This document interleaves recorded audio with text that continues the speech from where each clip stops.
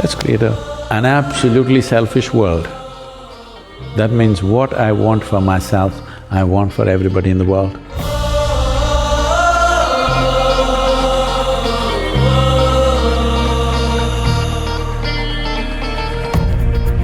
Since the dawn of humanity, we the mortals are obsessed with something during our youth. It's a question, it's a burning question that what is the truth? What is the reality? What is behind the curtain of life? Why are we born? Why do we grow up? Why do we die? Where do we go? And if at the end, if we have to die, then what's the point of all of this hustle and bustle and this jigsaw puzzle of life where you have to go through pain, pleasure, you have to win, you have to lose? We've been struggling through with this question for generations, and then we are bestowed upon oracles, prophets, saints, gurus. And then in an awe and in a shock, we ask them questions. We want to listen to their answers. We want to soak in their wisdom, only for the pursuit of truth.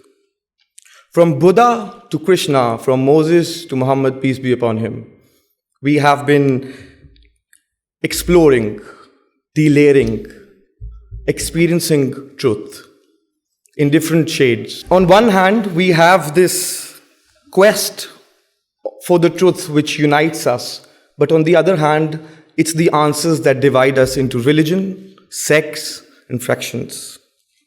And there have been many extraordinary people who've come to this world and who have an access to the window of the unseen. People who've had the opportunity to interact with them have been privileged. And I must say, every single one of you sitting here today is privileged because we have the presence of Sadhguru with us.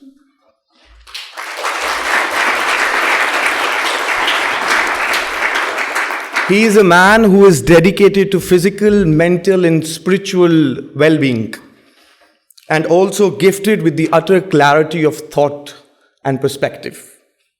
His areas of involvement diversify from architecture to visual design to painting, poetry, driving, aviation, sports, and music.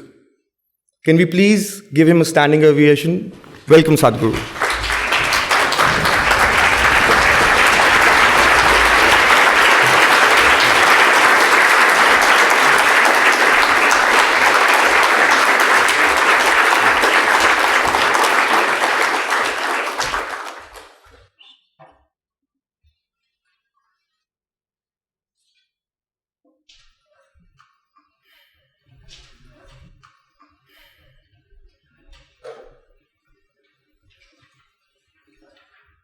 Jananam sukadham maranam karuna milanam maduram smaranam karunam kalavashadiha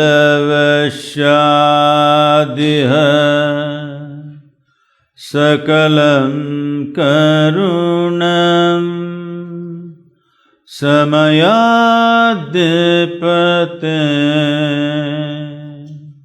akilam karunam. Good afternoon, everyone. I said good afternoon. I thought you're not already on talking terms with me. Well, if I can just explain the chant, what it is well, Bilal was raising these questions, why are we born, from where we come, where we go, all this. Well, we can get to those questions later, but right now, what are we here as we sit here? What we call our life is, on one level, just a combination of two things: time and energy. Time is rolling away for all of us at the same pace. You can't hold it.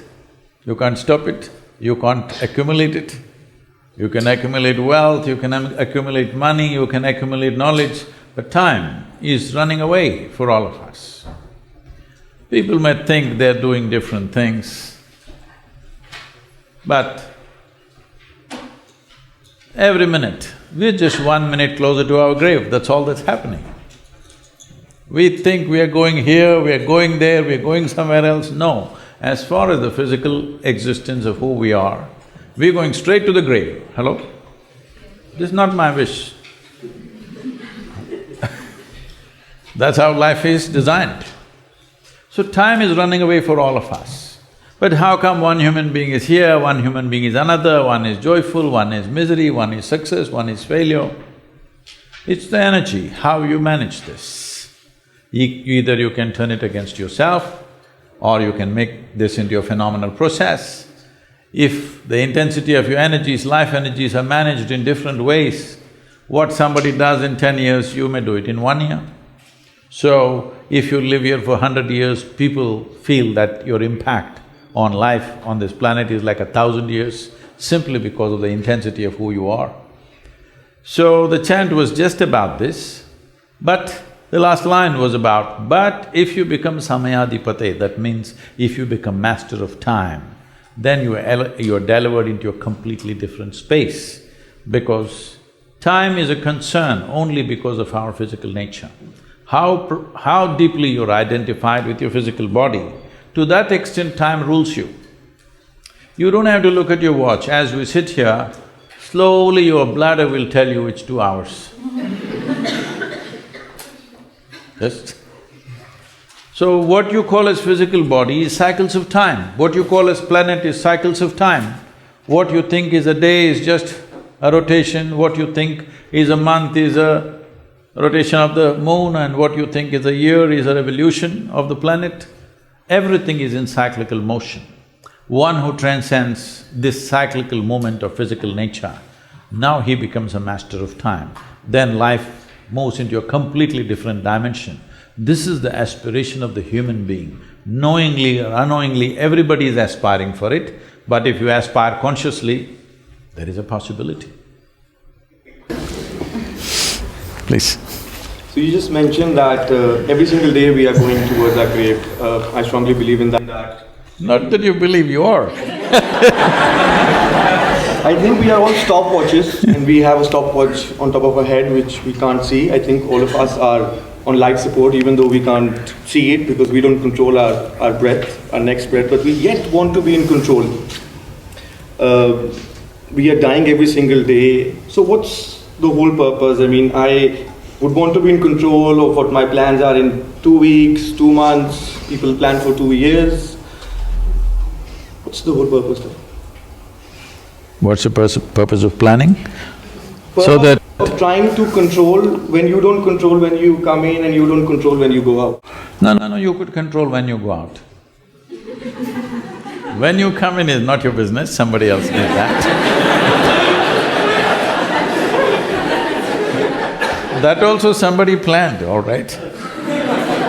They planned, it was their plan that you must come in at this time. But when you go is your plan. You can plan, isn't it? But people who come under, car accidents, they have not planned, it just happens. Bad driving. See, we must understand this. Physical world, physical reality is subject to various forces. If you manage those forces well, you will ride it. If you don't manage it, you will get crushed by the same thing. So many people are using their cars to make their life every day, yes or no? One day, either because of your mistake or somebody else's maybe, somebody did not handle that force properly, speed properly, suddenly you're dead. But there are so many millions and millions of people across the planet who are handling this right and making their life, isn't it so? If there was no automobile, you think I would have reached here or you would have reached here? Maybe you live here, but I wouldn't have reached here. I'm saying it's making our lives. Well, when we don't handle it right, it'll crush us, of course. This is the nature of the world, and it's good it's like that, because if competence is not rewarded and incompetence is not punished, there would be nothing to live for here. Isn't it so? What would you live for? So if I'm sitting on a plane and the plane crashes, I'm not controlling that. It is 737 then.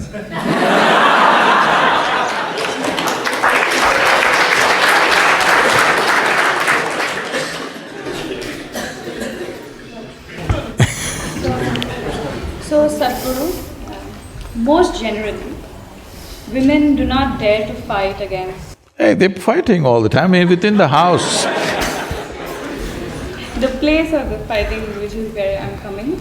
So they do not dare to fight against few corrupt police system and bureaucracy. I come from India, so I'm talking in terms of my country. When logic fails, women like I face threats that malign and question our chastity in the process. How do I win this over and still keep continuing to voice out, especially in places like a police station, being a woman? You shouldn't be going to the police station. A lot of people don't go to the police station. You all go to the police station? No. Well, either somebody did something wrong, so you went to report it, or you did something wrong and you got a ride, free ride. This happens once in a way. The less it happens, the better. Police are there to handle situations only when they go wrong. How often in a society situations are going wrong will determine how often we're all going to the police station, isn't it? The idea of civilization is to minimize that. We've not been able to eliminate that, but we must minimize that our life situations don't lead us to police station, prison, hangman, whatever. It shouldn't go there. But unfortunately, we've never managed to create a society where nobody goes there. Somebody is always going there. How much percentage of people are going there is the important thing. Anyway, for your information, India is one of the least police states. Okay, for the amount of population you have, the number of police you have is very minimal. Most people never go to the police station, they sort out their issues in the village, in the town by themselves.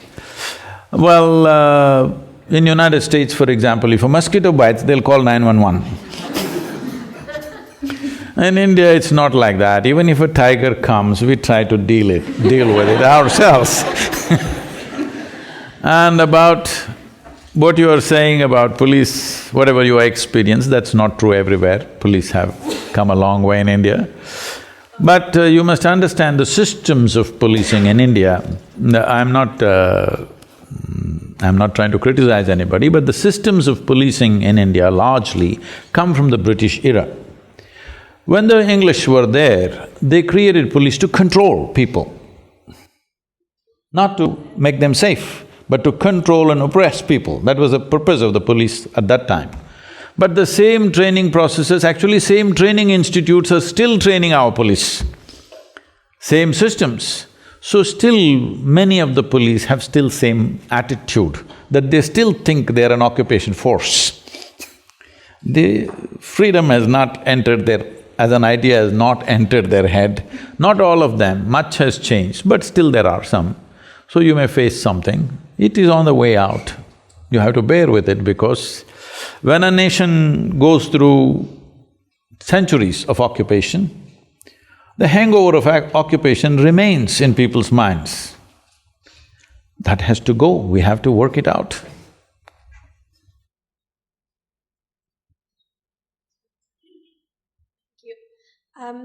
My question is on competition, and as most of the students here would know, LSE has a very intense culture of competition, and a lot of the students who come here have always been at the top of their class, and once they come here, they continue… How can everybody be at the top of their class? They sit there? All different classes. Oh, how can everybody be at the top of their class? Only one person is at the top of the class, isn't it? That's how I understand the top.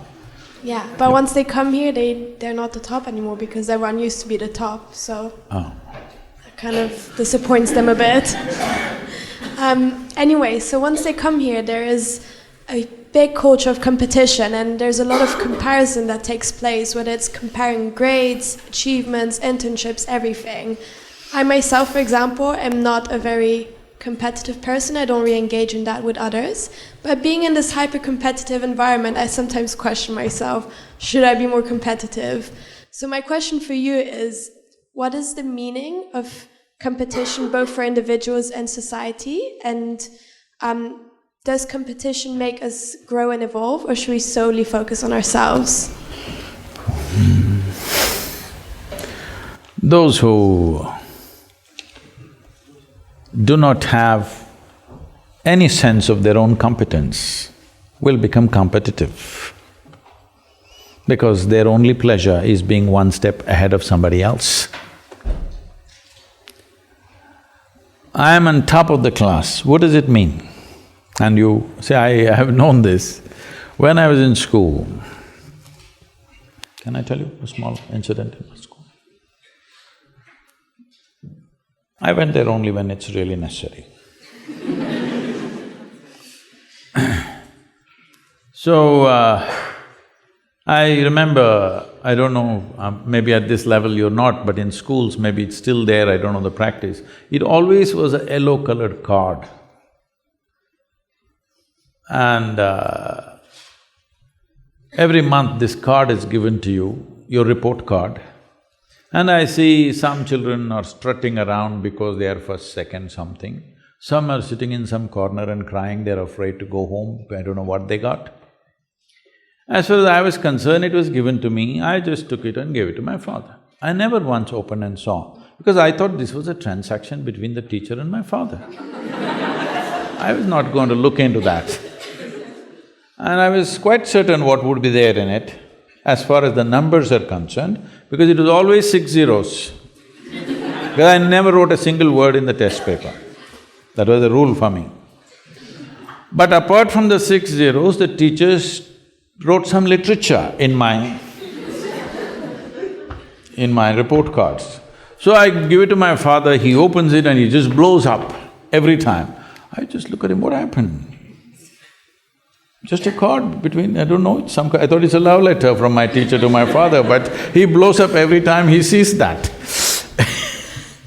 Because why I'm saying this to you is, being better than somebody, if it's a pleasure for you, you enjoy other people's failures. I call that sickness. It's not sickness.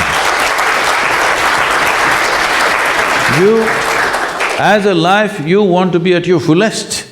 You have a right to be.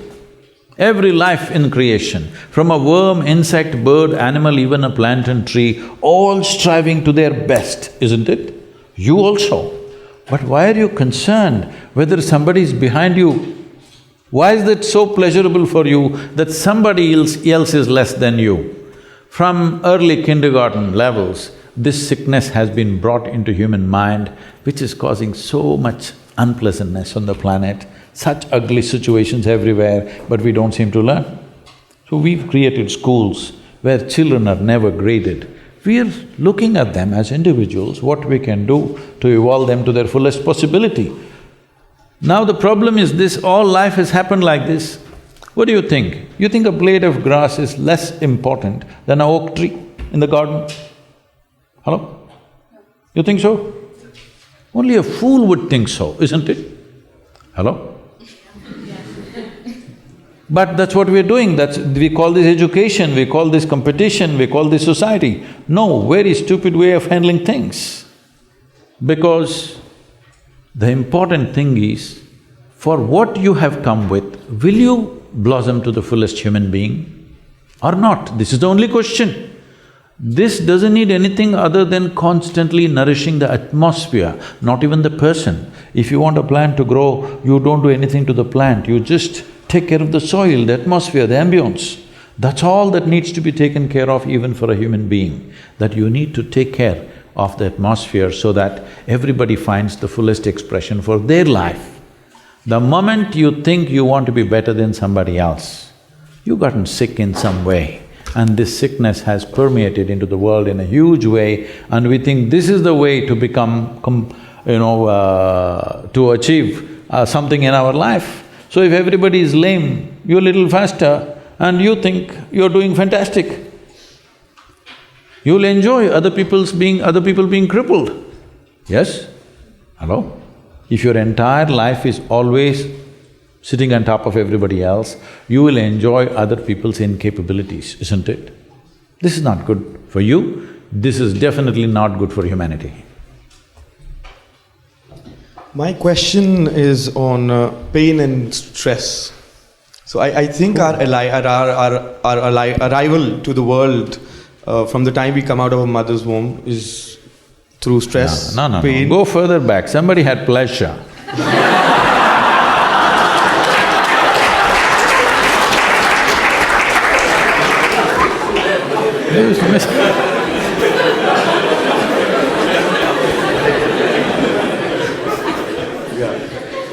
And even a mother, when she delivers, in spite of extreme pain in the body, you see mothers are delirious, ecstatic. Yes or no? Tears of ecstasy, they're all dripping, though physically they've gone through an enormous amount of pain. So don't say your life started with pain, no, it's not so. Okay. So this is what I wanted to come to, that pain I think leads to prosperity, everything… I think pain leads to prosperity, and in life if you have goals, they have a price tag that includes pain, hard work, resilience. And when this is the case, then why do a lot of people shy away from stress? Because on an individual level, up until I am alive, I want to achieve goals, and it will come with a lot of stress and pain. And then I can rest when I'm below, because I'll spend more time in the grave than I will outside the grave. Do you think this is the right mentality, or what is your comments on this approach? This is a sure way to mess yourself up. This is a serious mistake a whole generations of people have done, that if you study, how should you study? Hard, you must study hard. If you work, how should you work? You must work hard. Why didn't they tell you, you must study joyfully? Why didn't they tell you, you must work lovingly? No, you must do everything hard, and then you complain. You complain about everything in life because you're doing everything hard. There is substantial medical and scientific evidence to show you, only when you're in pleasant states of experience does your body and your brain work at their best. Is that important for you to perform any activity in life well, that your body and your brains are working well? Hello? Is it important? Tell me, if you're stressed and anxious, does your body and brains work at their best? Our body can get immune to it, and that is how, like in the gym, when I stress my muscle, it grows when it breaks. So like that, we can also get ourselves immune. No, even if you joyfully run, climb a mountain, play a game, still muscle will get well. Hello? So under stress, it would get better, it would break and then it will build better together. No. See, stress means you're always finding more and more exotic words for this. Somebody says stress, somebody says tension, somebody says anxiety, and goes further, all right? There are many names. There's some 72, 74 different kinds of mental ailments so today that they've identified. Lots of exotic names. Essentially, it's just this: your intelligence is turned against you. Once your intelligence is turned against you, no power in the universe can save you, that's all. If your intelligence was working for you, would you keep this blissful or stressful? Please tell me. You make your choice, I'm going to bless you right now. If your intelligence was functioning for you, what is your choice for yourself? Blissfulness or stressfulness? What you want for your neighbor may be debatable. We are neighbors elsewhere.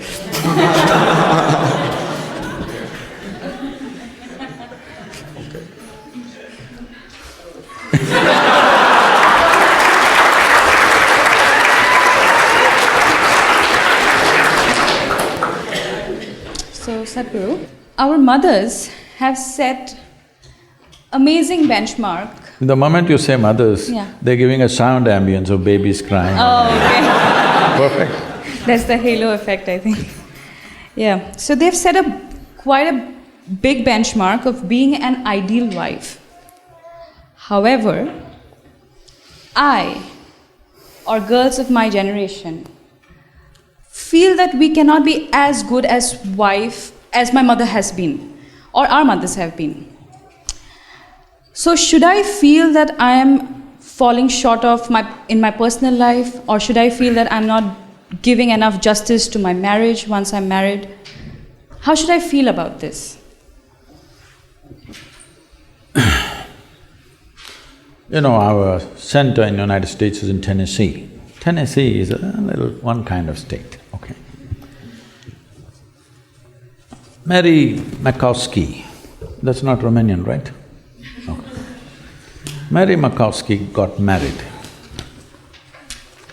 And after their honeymoon, they came home and she threatened him that she's going to make a dinner all by herself. I'm sorry, she said she'll make dinner for the new husband. And husband came home from work and she served the dinner and he put it in his mouth and slowly he was chewing on it and went into profound thought. Then she was very excited about this dinner and she said, there are only two things my mother taught me how to cook, the meatloaf and the apple pie. Then he looked at her and said, darling, which one is this? So, your mother, your grandmother, how they made good wives? Largely it was believed the way to a man's heart is through his stomach. Today your husband will call Uber Eats and whatever, Quick Picks and this and that and Swiggies and whatever, all right? So, you can't make a good wife based on how your grandmother became a good wife.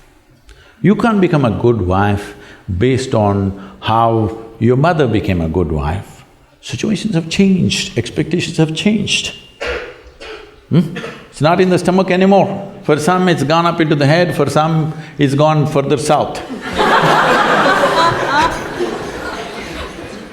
Yes? So, you don't do that. Essentially, what a husband and wife means is, because you're not geared, most people are not geared, very few people in this world are geared to make this journey of life all by themselves. They're organized enough within themselves totally.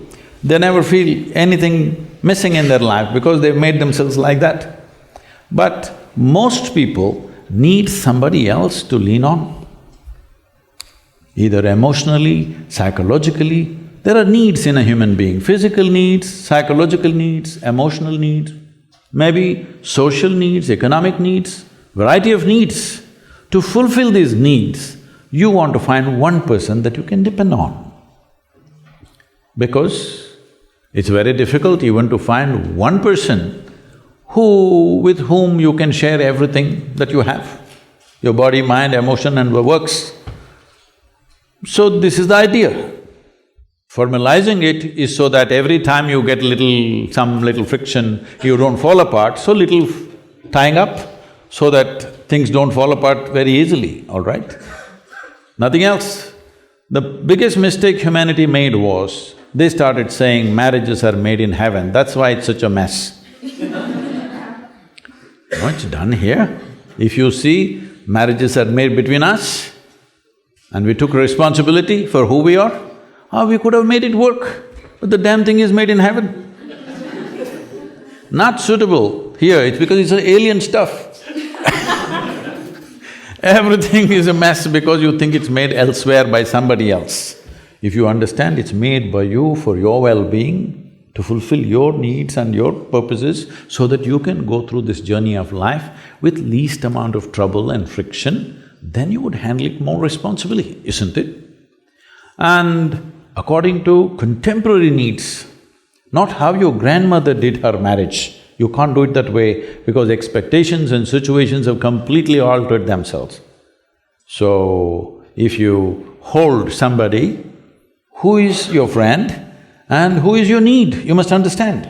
You are in this relationship because you need. Maybe the other person also needs, but that's from their side. As far as you are concerned, you made this relationship because you need it badly, isn't it? If you understand and you're always grateful for this, that somebody is fulfilling all your need, you would handle it well. You wouldn't make a misery out of it. But now you think somebody else needs you, then you will make a mess out of it. You understand, you need it. Well, the other person also needs to understand he needs it. Now there is a cohesion. If you think, oh, you need me, so I'm going to exploit you. No. This is not about you squeezing happiness out of somebody or they squeezing happiness out of you. If two happy people meet, then there can be something wonderful happening between them. But you are a misery and you think somebody else should be the source of your happiness, well, it'll multiply. Can I quickly add on this, because I think we share the border and the culture. I can relate to what she's saying. So I think what she meant is that our mothers have put certain expectations, and that is, as men, what we have seen as well growing up. And that is what I think is, as even younger generation, we are millennials, but we've seen our mothers treat our fathers in a certain way. And maybe as men, we also do expect that now. Whereas she, as a woman, is not… Yeah, for me, I cannot do what you want, huh?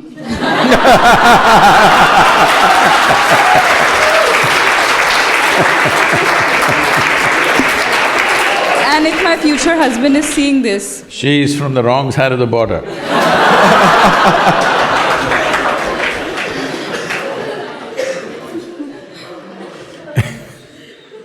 Well, see, this become a habit in everybody, that everything, the shortcomings that we have, we would like God to take it, usually. That's why people invented somebody up there. Everything that I do wrong, it's God's will. Everything that I do right, of course I did it. So the next level of passing the buck is the parents, genetics. A little boy, 8-year-old boy, one day came up to his dad and asked, "Father, where is all my intelligence coming from? Where does my intelligence come from?" So the father said, "It must be from your mother, because mine is intact."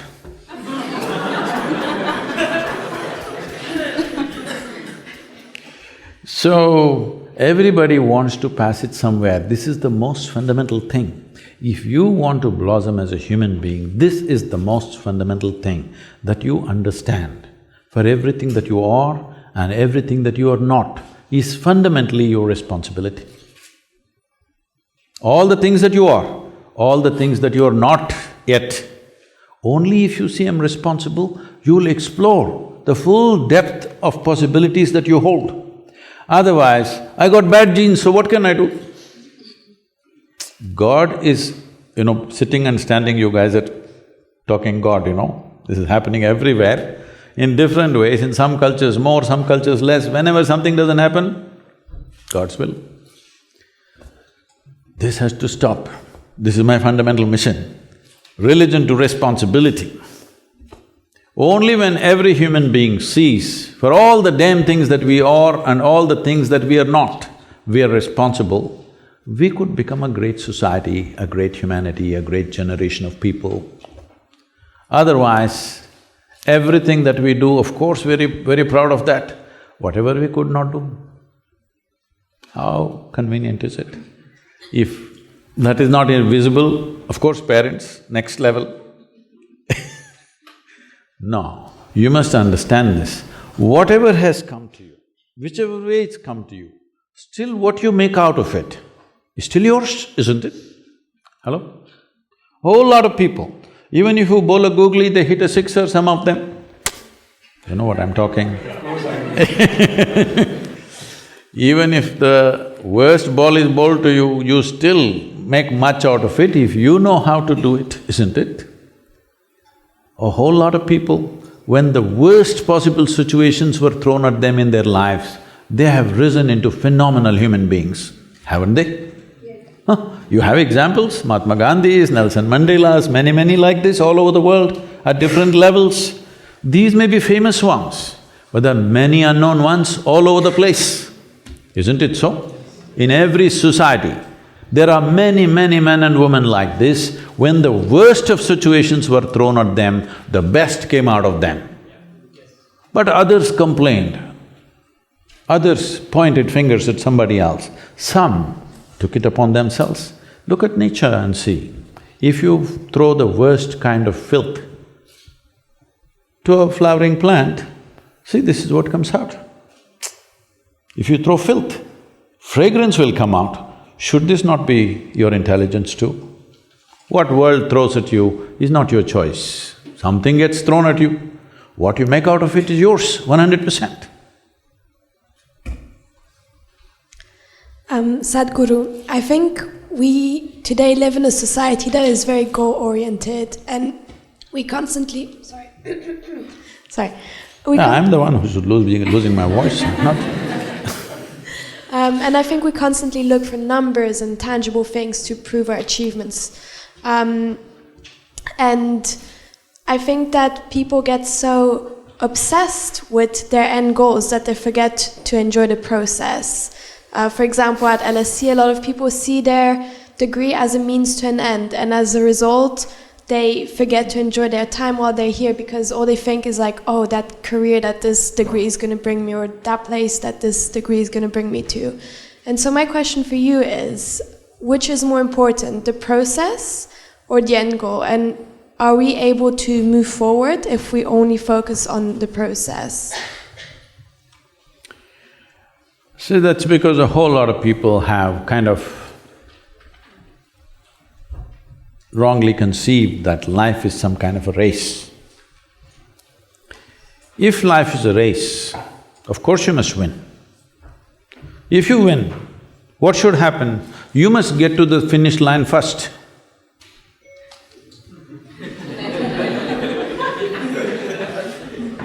You didn't get that? If it's a race, you must get to the finish line first, isn't it? That's the intent of a race. You know what's the finish line? You know what's the finish line? You want to get there soon? No, we don't want to get there soon, isn't it? We will get there, we know, but we're not in a rush to get there, we do our best to see that we don't get there soon. So definitely this is not a race. So what is it that every human being is trying to achieve?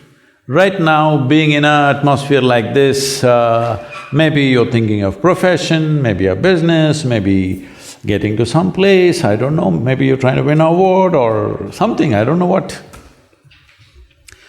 But you must understand, whether it's money or wealth or recognition, fame, name, whatever it is, essentially what you're trying to do is, you want to experience life a little more than the way it is right now.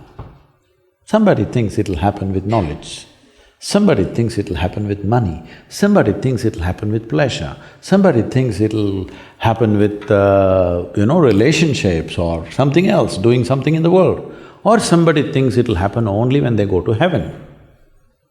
But all of them are seeking the same thing. I want you to understand, the man who goes to the bar and the man who goes to the temple are seeking the same thing through different means, fulfillment, isn't it? Yes or no? I know, a lot of people don't like it. Hello? Religious people won't like it, but the fact of the matter is, everybody is seeking the same thing.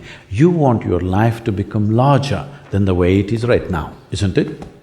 You want your experience of life to become more profound, more intense, more something. Why do you think half the people are on alcohol and drugs? Simply because they're seeking an experience. And they found chemicals are the easiest way to have a large experience. Tomorrow you're broken, that's another matter. But right now there is an experience. Why do people want to go to heaven? Because they think the experience out there is better than here. At least that's a marketing.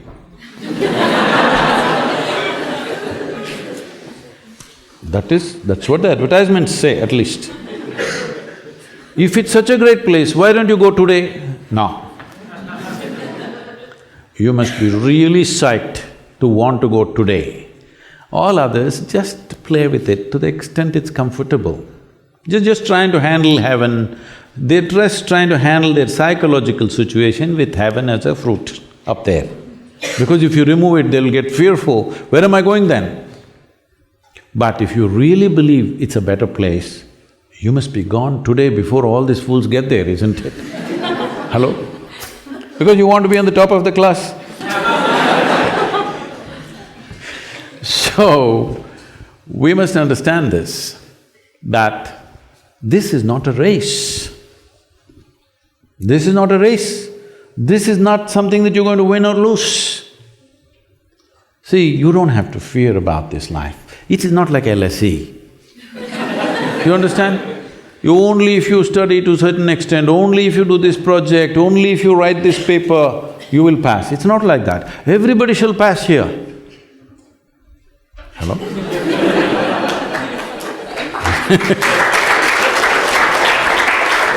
This is not unfair like LSE. Everybody shall pass. Only question is, how profound is my experience of life, isn't it? How do you make it profound? That's a question. Right now, suppose I'm saying, just for example, suppose you start seeing something more than everybody else is seeing, would your life become somewhat profound compared to others? If you start hearing something more than others are hearing, would it become profound? Yes or no? So essentially, it's enhancement of your perception which makes you profound. So to enhance your perception, you drink, you drug, sexuality, food, this, that, a million things, success, money, destroy the whole damn planet just to make your experience little more profound. I'm saying all human experience, misery or joy, agony or ecstasy, anything or anything, everything comes from within you. Is it so? Hello? Yes. The stimuli may be from outside, but both pain and pleasure comes from within you, isn't it? If you just take charge of the fundamental process of what generates experience within you, the seat of your experience, if you sit there consciously, you can create any experience you want. Look at my eyes, I'm always stoned. Yeah. Never touched a substance, but always like this only. People wonder, how is it Sadhguru, 18-20 hours a day, non-stop, 7 days of the week you're going on, you don't go crazy, how is it? Because I'm stoned all the time. Nothing seems to bother. Stoned on what? Please tell me. Is this human mechanism the most sophisticated and complex chemical factory on the planet? Is it? If you were a great manager of things, would you create very pleasurable chemistry or a messy chemistry? Because you decided you want to make it hard. If you were a good manager of things, would you make a pleasurable, enjoyable, ecstatic chemistry, or would you make miserable chemistry for yourself? What would you do? Pleasurable, but… Ecstatic. Yeah, Yes. but the world wouldn't agree to that. The world would throw its own… Why should the world agree? Yeah. I'm blissed out. They don't agree, that's their problem. No, like the world will still throw its struggles and They challenges. do, of course they do. Especially if the world is throwing things at you, is it not all the more important that you're blissed out? Hello? Of course. Especially the world has not necessarily by intention, they've become like that. Simply. Not necessarily because they hate you, simply people are throwing things at each other all the time. Especially when you're living in a world like that, is it not very important?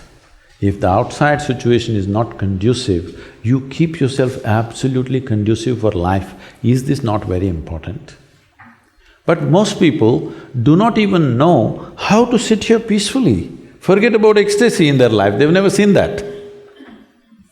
You have to pump some chemical into them for them to know some sense of blissfulness, otherwise they don't know that. I'll tell you. Can I tell you a situation? Of course.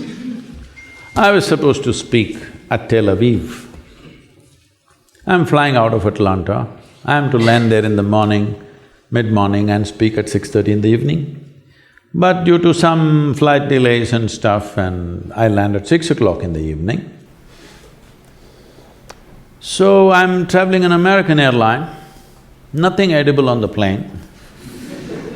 So I'm famished, I'm super hungry. But I land at 6 o'clock, so I quickly change in the airport and I'm rushing to the venue because in this 37 years, as I said earlier, in this 37 years, I've never been late to a single event yet. So, though sometimes in a day I'm in 2 different countries, in 3 different cities, things like this, still I have not been late. This will take a lot of work because I don't want people who come on time to feel like idiots, isn't it? People who come on time must be honored. People who come late must be made to feel like idiots. But right now in most of the events, people who come on time are the idiots, people who come late are the important people. Isn't it so? Unfortunately, social situations have become like this. So I'm rushing to the venue, and when I land at the venue, to my amazement, this doesn't happen at all to me, I am speaking at a fine restaurant. When you're this hungry, just the place to go. Then I walk in, people are already coming in, they're greeting me, and one man comes up to me and says, "Shalom." I ask him, "What does it mean?" He says, "This is the highest way of greeting." I say, "That's your opinion, but what does it mean?" He says, "No, this is really the highest way of greeting." I said, "Fine, what does the word mean?" He said, "It means peace." Then I say, "Why is peace the highest way of greeting unless you're born in Middle East?" In South India, if you come in the morning and say, "Peace," I'll say, "What's wrong with you?"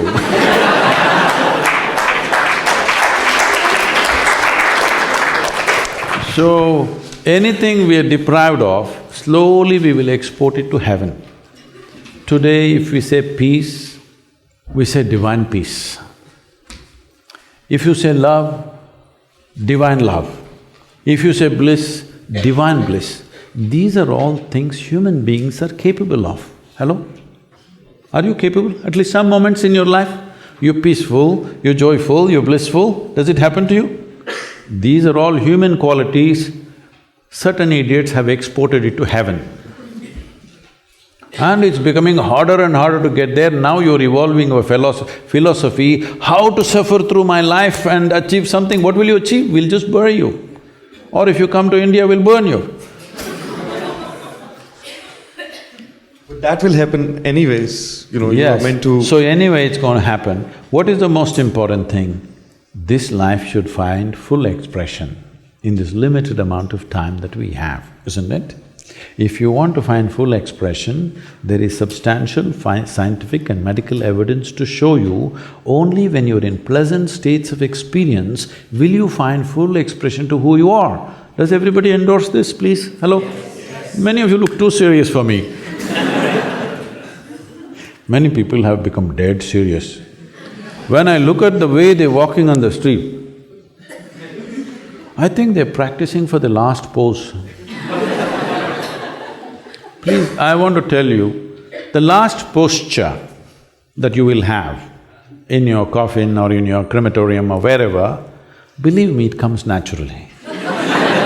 You don't have to practice it all your life.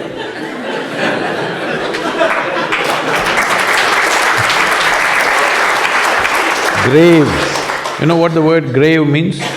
Grave means you're practicing for the grave.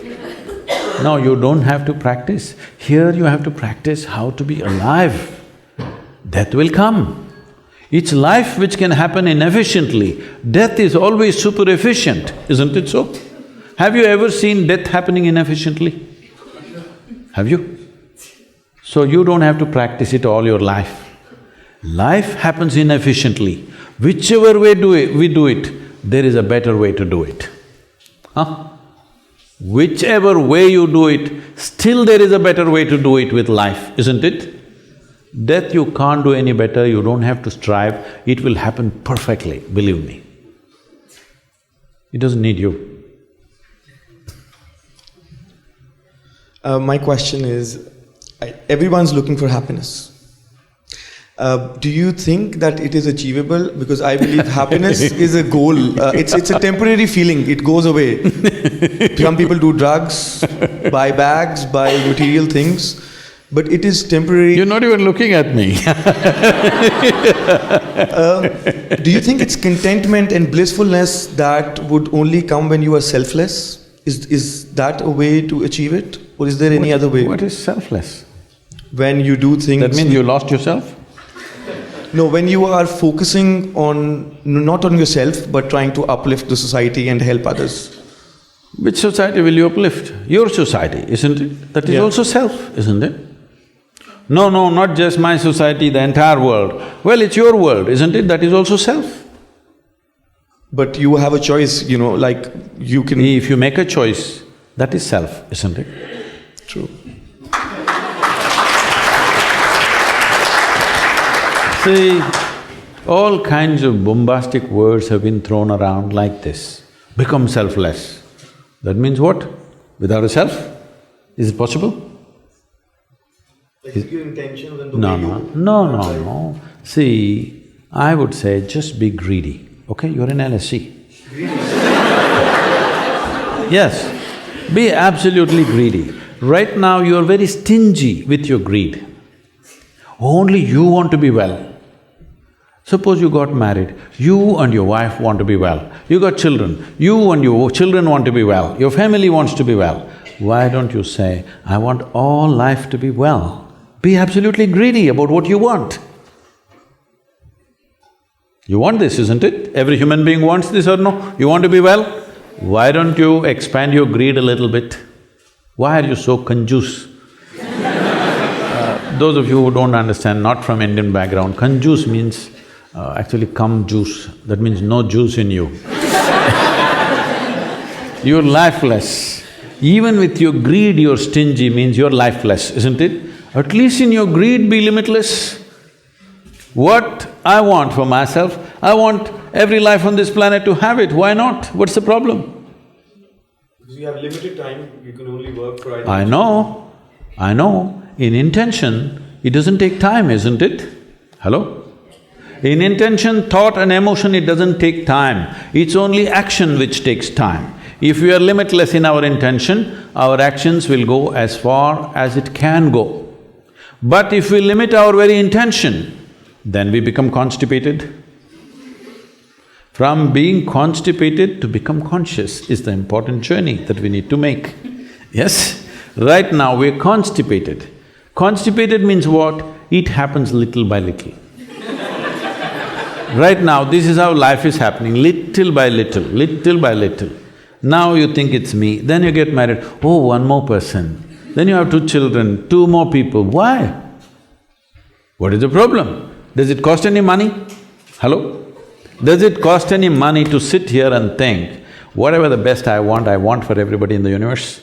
Does it cost you anything? Now what will happen to you is, everything that you can do, you will do in your life. In your life, if you do not do what you cannot do, it's not a problem. But if you do not do what you can do, you're a disaster. I'm just telling you, don't become a disaster by limiting your intent.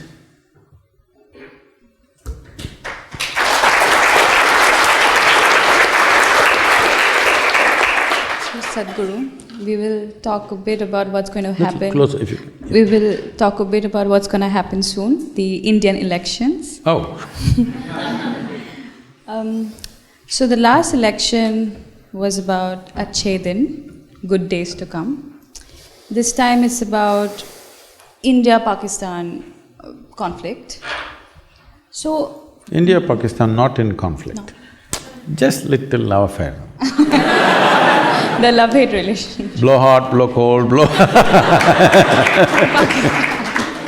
Yes, yes. So few of us here are second-time voters. A lot of them are first-time voters.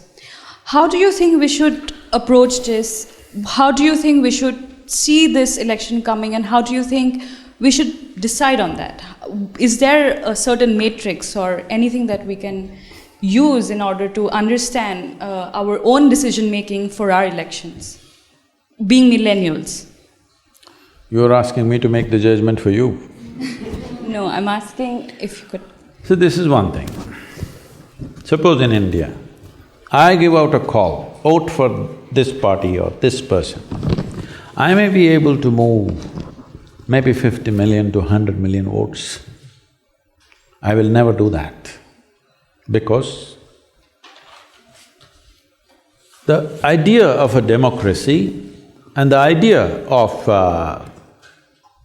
secret ballot is that every individual will think for themselves and vote. On 18th of April, I'm getting back all the way from United States just for one day to vote and again come back here. Wow, we should. And my daughter is in London at that time. I told her, you have to come back. So she's traveling just for one day to vote. So she asked me, whom should I vote for? I said, I won't tell you. Today, there is information everywhere. It's your business to access some information, what's happened in the last 5 years. Should we give them one more chance or not, is something that you have to make up your mind. That is the beauty of democracy, that even somebody who may be just 18 years old, who's not done anything else in their life yet, even they can decide the future of the nation, isn't it? If I tell them, all of you vote for this person or this party, this is just feudalism in the name of democracy, isn't it? Whether you vote in the name of a religion or a caste or a guru or whatever, you have destroyed democracy. Democracy means every individual must think. You don't even want to think. Why?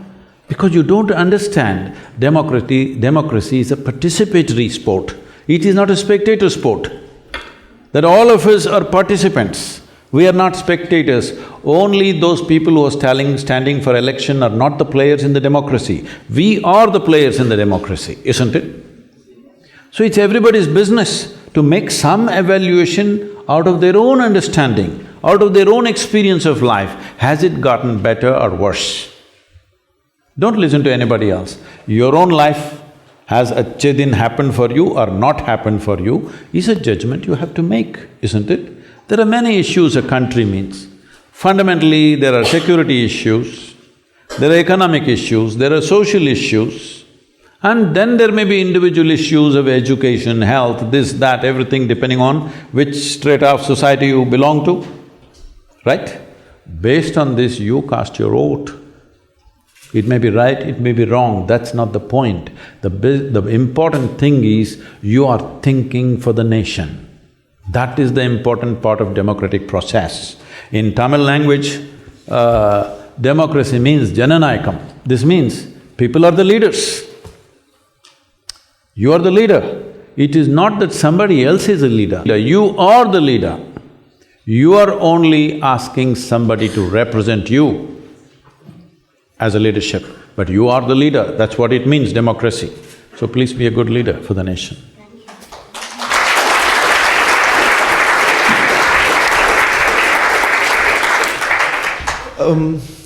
As a Pakistani who's studying with Indians here, and we live in harmony. Yeah, outside that region, they do wonderfully well together. Of course.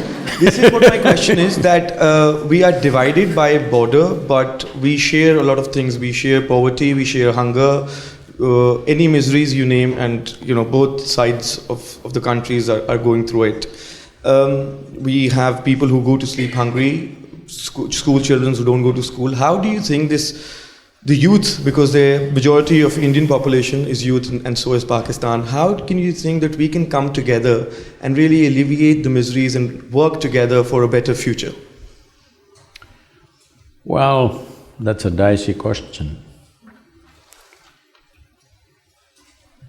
You must understand this. A nation is not some God-given stuff, okay? Only when you identify or make a nation on a religious basis, you may believe so. Otherwise, we know we made it. We write a constitution, not a God-given document. We wrote it, subject to amendments, subject to changes as it is required for the well-being of the people. So, what is a nation today in the world is, still we've not come to that place where we can all embrace each other and live as one nation, the entire planet. I wish someday we will get there, but you see, you're already Brexiting. See, what Europe has done in the last 15–20 years is a truly phenomenal, fantastic achievement. After World War I, World War II, nobody ever thought the Germans and the French and the Italians and the English could come together. Nobody imagined. Could you have imagined this in 1945? I'm asking you. No. But you achieved this European Union. It's not a small thing. Don't think it's just an economic arrangement. It's a huge evolution in human consciousness. Yes or no? Yes. But now you're Brexiting.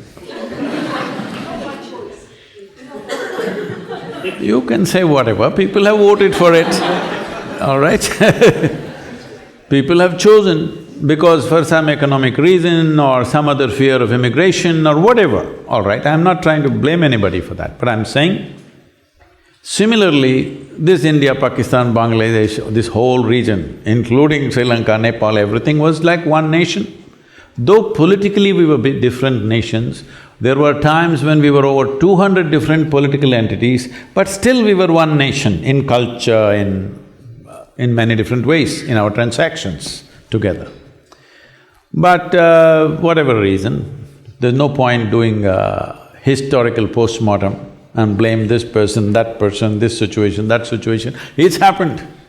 Somebody drew lines without considering the geography of the land, simply across rivers, across villages, across mountains, simply somebody drew lines, the kind of lines that you cannot defend, the kind of lines that needs constant engagement to keep it safe between the two nations.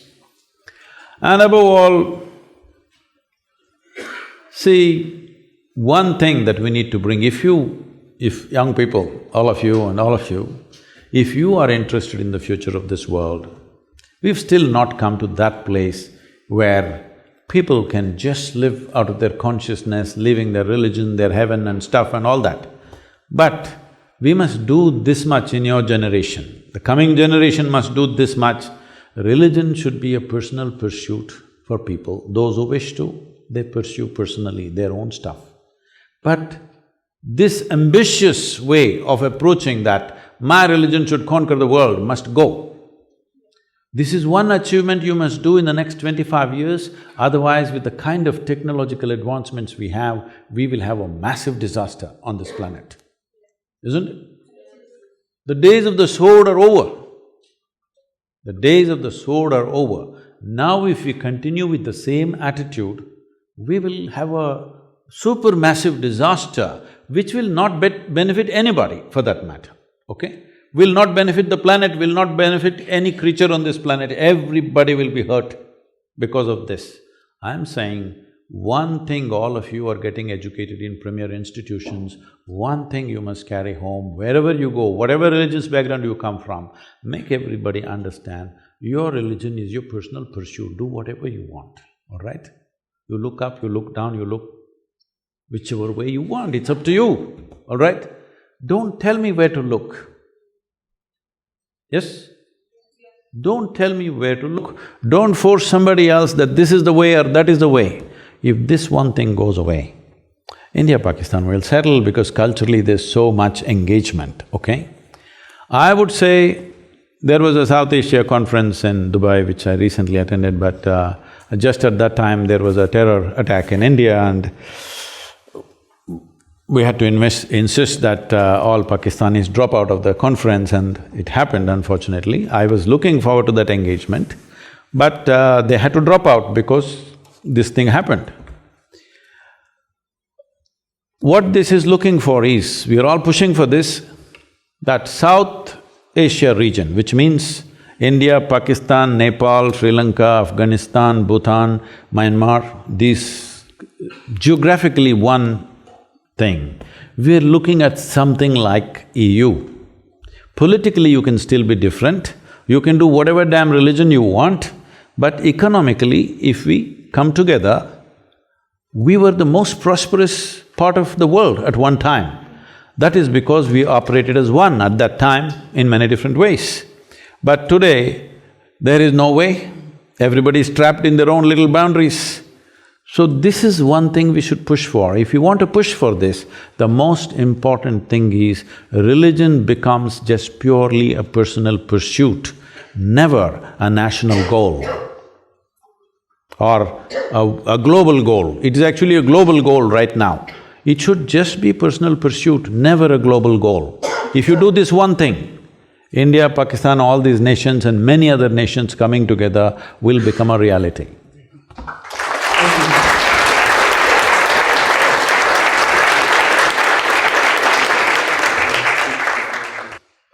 Thank you, Sadhguru, for the wisdom. We would now open up the questions for the floor, and if anyone… you can raise your hands. Thank you very much, Sadhguru, for the Where are exciting… you? Hey, I'm here. Okay. Thank you very much for the exciting discussion. So I wanted to ask, normally as students, we start the term very excited, and we do things very, as you said, blissfully. But by the end of the term, with a lot of outside pressure, we move from blissful to stressful. So my question is, how to maintain that positive or pleasant state of experience? Well, you need to understand the simple mechanics of how this functions. See, now all of us are sitting. I don't want to pick on all of you. Let's say 3 or 4 of us are sitting here. Each one of us is sitting in our own different ways. The geometry of your body and your chemistry are very related. How you hold your body will determine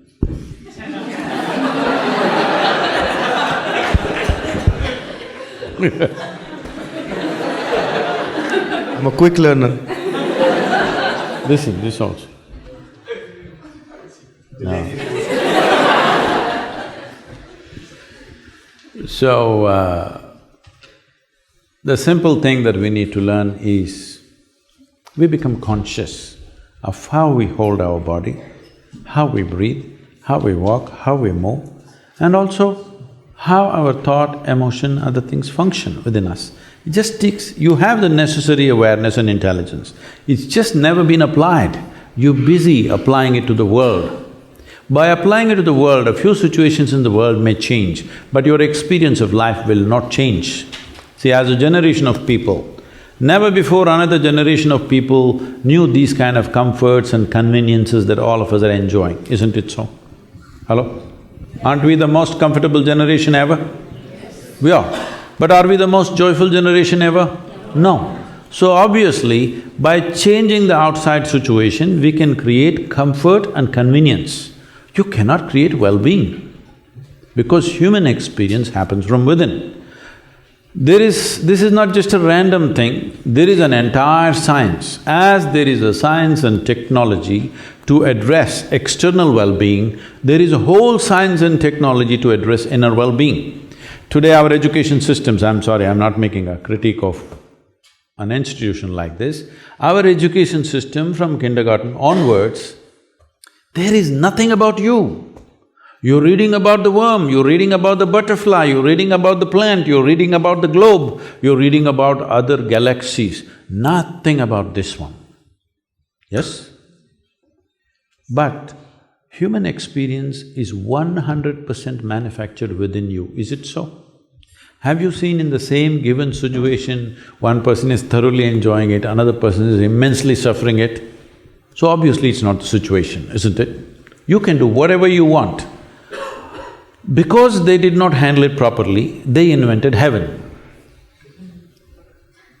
Okay.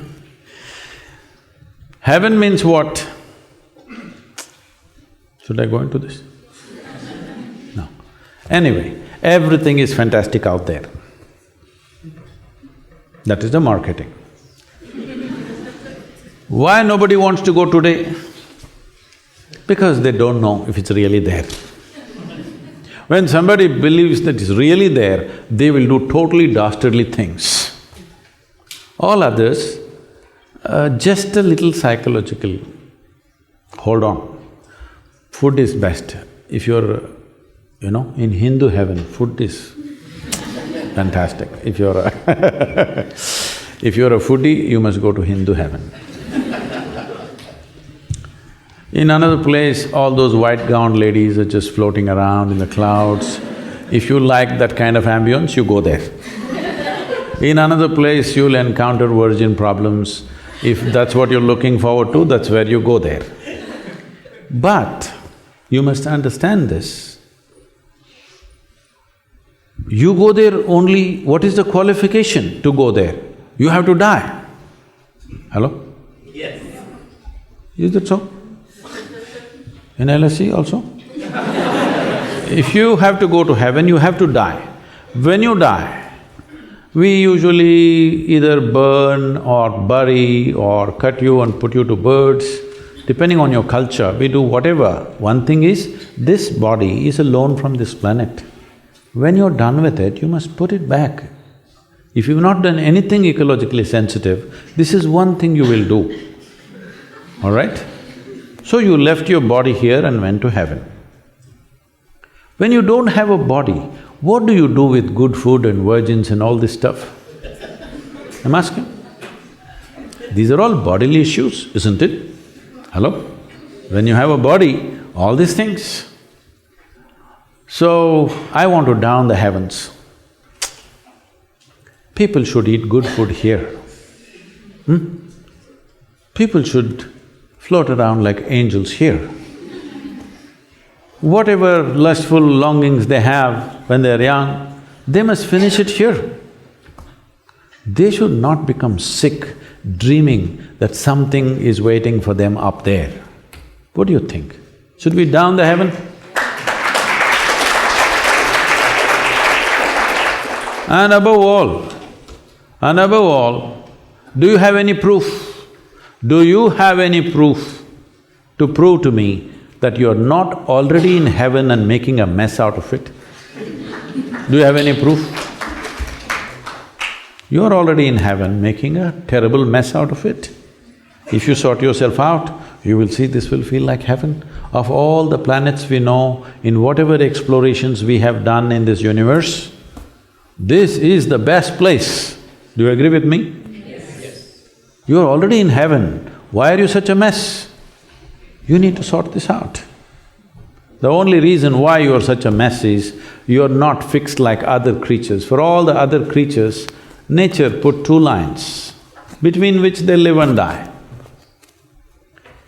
But for human beings, there's only bottom line, there's no top line, that's what they're suffering. If you're suffering your limitations, I can understand. You're suffering your freedom, that is what is the disaster right now. If you were fixed like every creature, you wouldn't be stressed, isn't it? All other creatures are like this, stomach full, life settled. But you are made like this, stomach empty, only one problem, stomach full, 100 problems. This is simply because you are not able to handle your own faculties. We gave you a supercomputer, but you did not read the user's manual. That's all your problem is. Thank you. Namaskaram, Sadhguru. I would request you to please guide us more on the issue of whole interpretation of religion. As you said, that it has to be a personal matter. Religion as a concept, you've mentioned before, it was a new concept for India and its surrounding places earlier. But people drew lines on those religious and social cultural aspects as well, and which eventually led to conflicts. So how do you see inner engineering, yoga, as the way of resolving that conflicts and turning towards the inner self and breaking the barriers of religion? Well, you want a prediction or you want a plan? Those who are not those who are incapable of making a plan and executing that plan always look forward to predictions. What prediction means is, you just hope it will happen. You are not willing to lend your life to make it happen.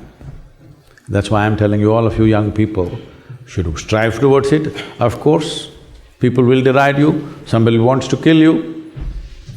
I have never abused anybody, but people want to kill me, death threats keep coming. What for? Simply because you ask questions for which they have no answers. I have never abused them, I have not abused their gods, I have not abused anything. I'm just asking questions. You went to heaven, all right, but without a body, so how are you going to eat food, good food, and how are you going to do anything with these virgins? What are you going to do? When I ask them, why are they feeling so insulted? So this is one way, for a long time it's been like this, for a couple of thousand years. One way to handle questions is kill the questioner. It's been an effective way till now, but no more. It's not going to work like that, because today, not just one person is going to ask questions, 1 billion people will ask questions. Yes? Once you raise a question, the whole world knows this is a question and everybody will ask the question. There was a time where only one person raised the question in a village or a town and you killed him and the question was over. Those days are over. So this is why you don't have to abuse anybody, but you must ask relevant questions, isn't it? Hello? Daring, relevant questions. Whatever matters in our lives, should we not ask questions at least, even if you don't have answers? You don't have to abuse anybody, you don't have to deride anybody, but you must ask questions, because if you ask 3 intelligent questions, 90% of the scriptures on the planet and all the 3 heavens will collapse right now. With your blessing, I've started my journey. One question I'd like to share, that we meet people we meant to meet, or is it a destiny, luck or fate? Have you just fallen in love or something? Huh? No, because I don't want to disturb the romance.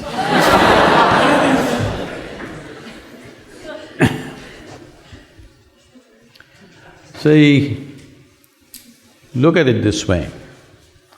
Since you woke up today morning, till this moment, let's leave the sleeping time. Since you came awake fully, from that moment to this moment, your body has been doing its things, isn't it so? Physical activity is happening, both outwardly and inwardly, happening or no? That's why we're alive, it's happening. Mental activity has been happening, emotional activity is happening, energy activity is happening. How much of these 4 dimensions of activity did you perform consciously from the moment you came awake till now? How much do you think? What percentage? What percentage? Well below 1%, believe me. When you perform activity consciously, less than 1%, over 99% is unconscious. Everything will look accidental, isn't it? Everything looks like divine intervention, because 99% of the time you're unconscious. Do one thing. When you drive today to wherever you drive, 99% of the time, close your eyes and drive. You will see how many people you will meet.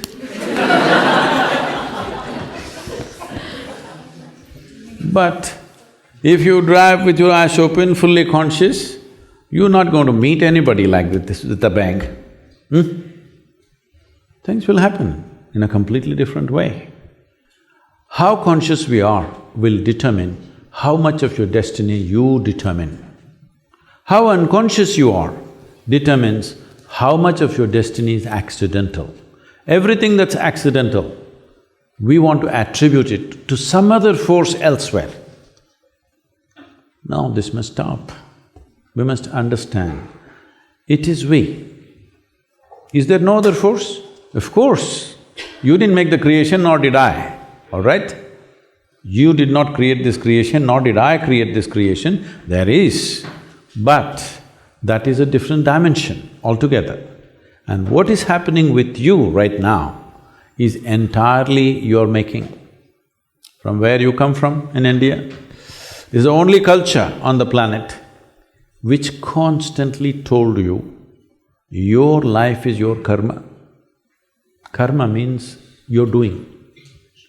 Your life is your making.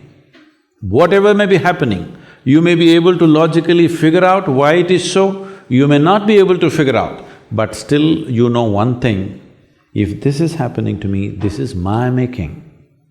This is the greatest empowerment you can have, when you understand, my life is my making. Whatever happened till now, it doesn't matter. How will you make your tomorrow? I'm asking you. If you clearly know 100%, my life is my making, how will you make the next moment? How will you make a tomorrow? How will you make your future in the most beautiful way? Isn't it so? That's what needs to happen. So I have two questions, and one is related to the last thing Shoot you one at a said. time, I'm a simple guy. Okay.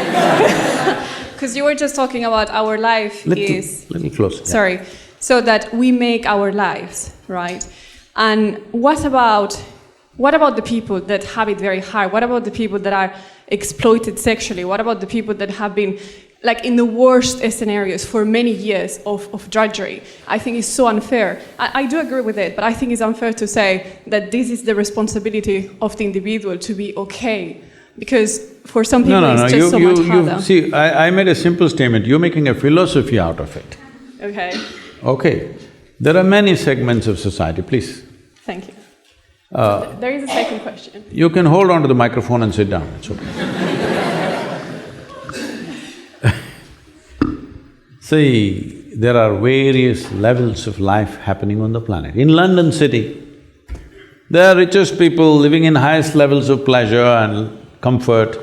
There are people who are living the worst possible life within this city, yes or no? Yes. You don't have to go all over the world to see that, right here. So, if we create a society where there is such disparity, I'm asking, both you and me, are we responsible for this? That was my second question. No, we'll come, just answer the… I'm asking the question now. Are we? Yes, Maybe we can't change it tomorrow morning, I know that. But are we? If we see we are, we will start working towards a solution. Otherwise, we'll try to make a living out of problems. A whole lot of people in this world have invested so much in the problems, they're only making a living out of problems, evolving philosophies of problems. The only thing that matters is a solution, isn't it? Huh? Not in how many ways we glorify the problem. The only and only thing that matters when there is suffering for a human being is a solution. Yes or no? Whether it comes from up, down, whichever way the hell it comes, who cares? Whether it comes from heaven or hell, we don't care. When somebody is in some state of suffering, the only thing that matters is a solution. So if solutions have to happen, who created the problems? You can say it's this guy or this person or that person. No, we as human beings have bred problems, isn't it? When I have a glass of water, I'm not willing to share it with the person sitting next to me. Why do you expect a man who has $1 billion to share it with somebody? I'm asking. Hello? When you are not willing to share the little things that you have a philosophy, why are the rich people not sharing it with the poor people? They will not. Because your argument is, but I don't have enough. But even they don't have enough. They may have $100 billion, but they don't have enough, that's what you need to understand. This is the nature of human being. You may think they have too much, but they don't have enough. As you don't have enough, nobody has enough in this world. Yes or no? Yes. Only thing is just this, that's why I told you, your service, sacrifice, selflessness, all these things, these are all con jobs. That's why I told you, at least what is the worst in you? Your greed. Expand your greed towards everybody's well-being. We can work towards it. Will all the problems go away tomorrow morning? No, we can only work towards it, isn't it? If all of us work towards it, will it go away? Hello? If every one of us really strive towards it, will it go away? Yes, it will, isn't it? Will it or will it not? It will. But till now, the problem has always been about how to get all the human beings on one page. There are different nations, there are different races, there are different religions, skin color, this nonsense, that nonsense, every kind, all right? For the first time, for the very first time in the history of humanity, two things have happened. One thing is, our survival is better organized than ever before. There is enough resource, technology, for every problem we have a solution at hand. And for the first time, we can sit here in this room and speak to the entire world. Never before this was possible. See, many people have come, he mentioned names, Rama, Krishna, Buddha, Jesus, this one, that one, all kinds of people. When they spoke, hardly 10 people heard. Yes or no? This is the first time you can sit here and speak to the entire world. When such a privilege is there, is it not your and my responsibility to say the right things? Right things to put all human beings on one page? Hello? If we do this, because never before this was possible, now it is possible. As a generation, will we make it possible, or we just a whine generation pointing fingers at each other and we will die like this? This is the choice we have. This is the reason why I'm going from university to university, though I avoided every damn university when I was your age. Now I'm going to university because this is an opportunity which is for the first time in the history of humanity, that if we want to change something, we can, because we have the resource, we have the technology, we have the capability, and we can share this with the entire world. Never this was possible. Please, let's make it happen.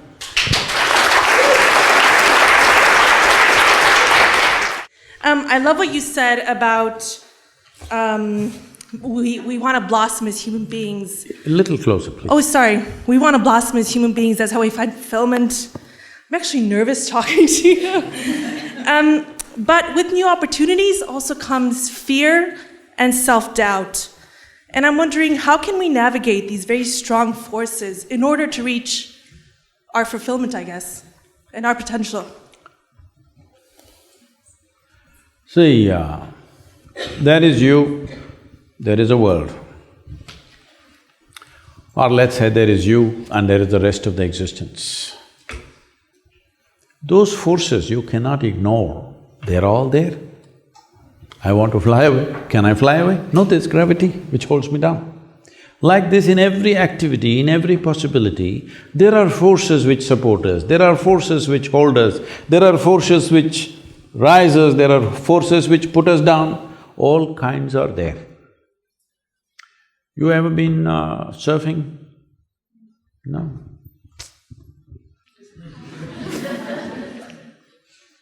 Okay, if you go either windsurfing or hang gliding or ocean surfing, somebody rides the wave. Somebody who doesn't figure it out gets crushed by the same wave, isn't it so? Hello? Somebody just riding on the wave, somebody else drowning beneath the wave. Same wave, isn't it? What is the difference, do you think? Somebody figured it out. Somebody did not pay enough attention to figure it out. The most fundamental thing that you need to figure out is not the waves, not the wind, not the sunlight. The most fundamental thing that you need to figure out is, how does this function? Now you're talking about your fears, your anxieties, your struggles. These are not waves and wind and fire and something else.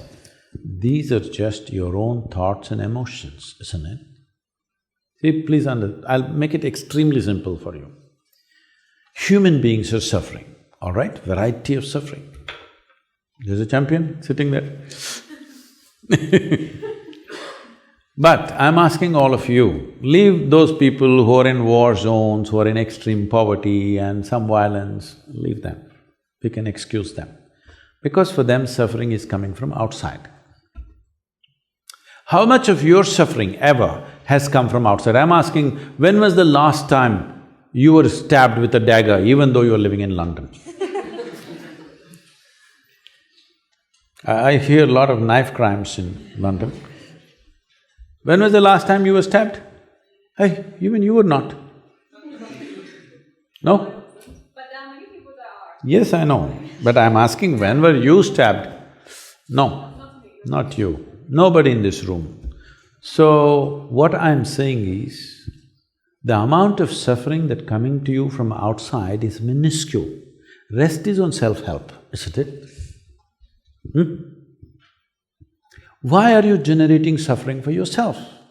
What is it? Simply because you have not taken charge of your faculties. What is it that you're suffering? If you ask people, you will see, even you, let me ask you, you are capable of suffering that happened 10 years ago to you, isn't it?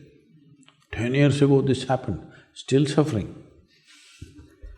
And you are capable of suffering what may happen to you day after tomorrow already. Yes or no?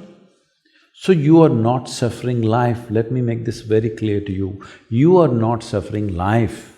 You are suffering two most fantastic faculties that only human beings have, which no other creature have, which is a vivid sense of memory and a fantastic sense of imagination.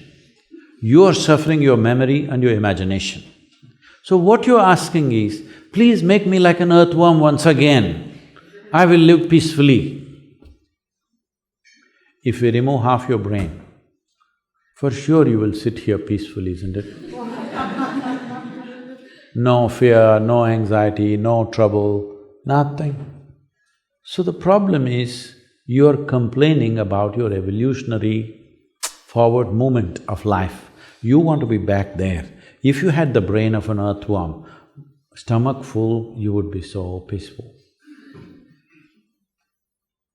Is this the way to handle this possibility? I'm asking you.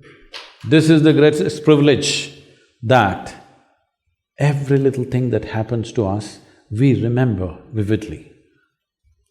And we can use this memory to project and try to create those things in our life.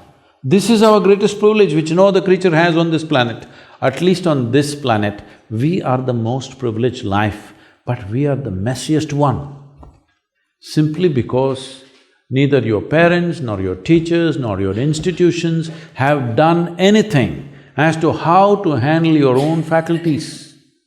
They're teaching you how to mess with the globe, and of course you messed very effectively.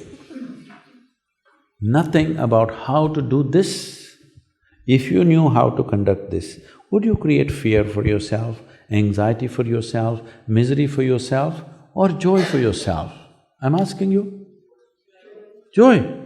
So the problem is not with the world, the problem is, as I said, you have a super computer, you are refusing to read the user's manual. Just by accident you want to handle this, it's a mess. Last question.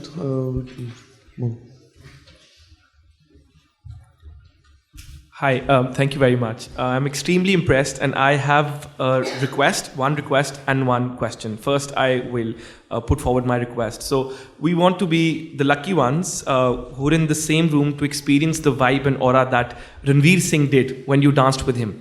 So, would you do that for us here in LSC? Guys, I want you to clap if you're up for it.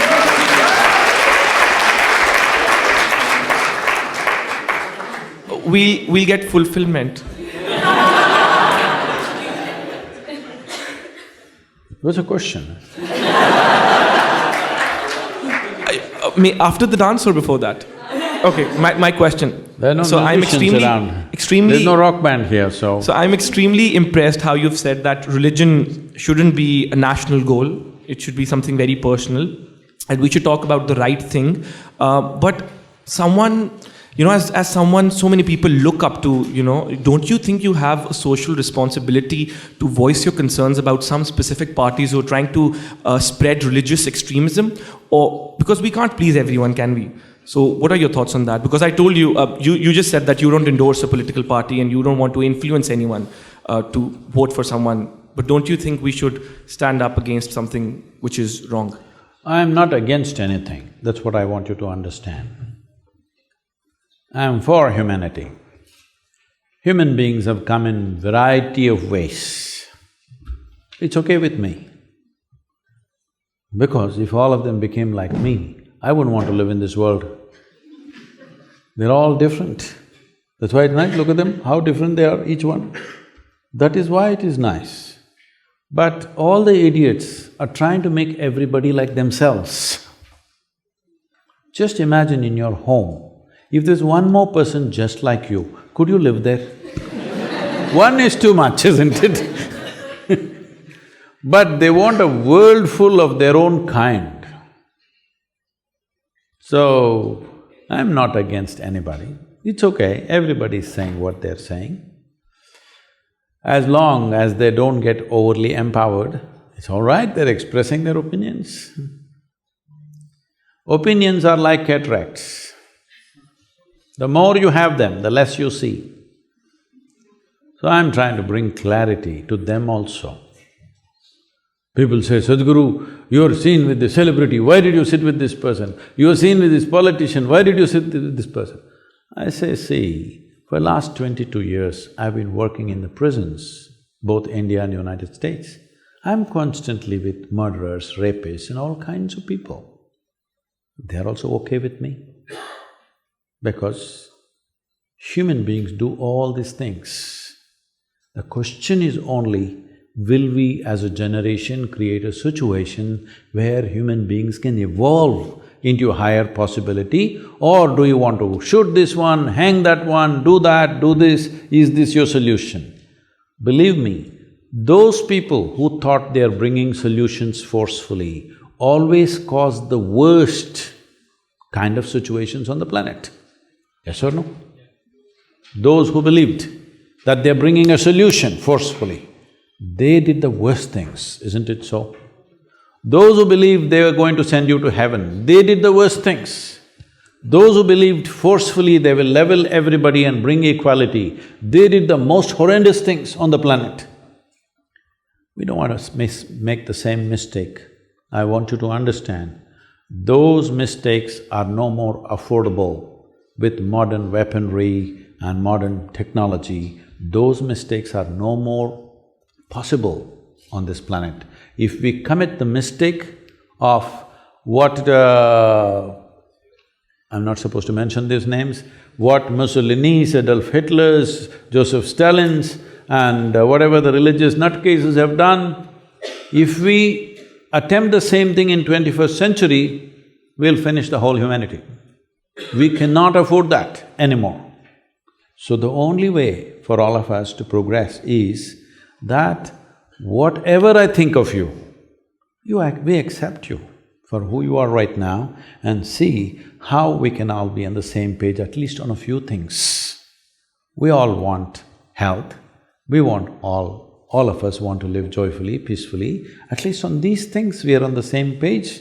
Well, you worship that god in the east, I worship this in the west, somebody worships something else, somebody else doesn't worship a damn thing. It's their choice. Let them do whatever. But the important thing is, human needs, fundamental human needs are this. Once physical needs are taken care of, which fortunately for this generation, like never before, though still there are complaints, there are segments of society unfortunately left out of that, still the largest number of human beings, their survival is better organized than ever before. Yes or no? It is so. Today if you have the money, you can go to the store and buy what you need for the next 1 year and not step out of your house and still manage. Believe me, if you were here 100 years ago or 1000 years ago, if you want to start your day, you must take your bucket and walk a mile to River Thames to get your water. Most of you are not even fit to carry a bucket full of water for a mile anymore. Yes or no? So survival is better organized than ever before. Forever we've had problems of food, water, shelter, clothing. For the first time, all of you have 5 times more clothing than what your grandparents had. Yes or no? Huh? All of you have 5 times more clothing than what your grandparents had. You are also eating… Right now, how to eat less is the big deal. This is the first generation which has to be worried about how much to eat. Always every generation of people, when they sat down for a meal, they stuffed as much as they could into themselves because there was so much physical activity to do. If you see the last generations of people, how they ate, when they sat down for a meal, they would sit like this. In India they'll sit on the floor, they'll eat and it's full, and they'll eat little more and little more and little more because there is so much to do physically. If you don't eat like that, you'll run out of gas. Literally, it's like gas, like filling the tank. You want to fill as much as you can. This is the first generation which has to be conscious of how much to consume because otherwise you'll become like a balloon because you're not doing anything. So everything is better organized than ever before. Survival is better than ever before. This is the time to transform human consciousness. To transform or to raise human consciousness, we are doing various levels of activity. One, you must sit through this in many different ways, otherwise you won't understand why we are doing variety of things for this purpose, because all these things have to be done. If you don't know all the pawns, there is no game. I want all of you to participate in whichever way you can to raise human consciousness, either by yourself or seek our help. We're doing many things across the world, please be a part of it. The important thing is, all human beings, if their focus is towards their well-being and everybody's well-being, irrespective of who they are. He's a bad neighbor for me, but I want him to be well. All right? This is important. I don't have to say, no, you're a fantastic neighbor, you're not, but I want you well. No, I'm not making a national commentary, please do not understand. Whether he's from from Pakistan or from Kerala, it means the same thing. I'm saying, see, I don't have to say fantastic things about you. Yes, you're a bad neighbor, but I want you well, because I know if you are well, you will be fine with me. When you're not well, you will try to infect me with the same thing. It's very important, everybody around you are well if you want to be well, isn't it so? This is why I'm saying, be absolutely selfish. It is just that, why selfishness and greed also you're stingy? Why in that also you're stingy? At least in that you can be generous, you can't give away things, all right? At least be absolutely selfish, no? What I want for myself, I want for everybody. Let's create an absolutely selfish world. That means what I want for myself, I want for everybody in the world. Let's make it happen. Thank you.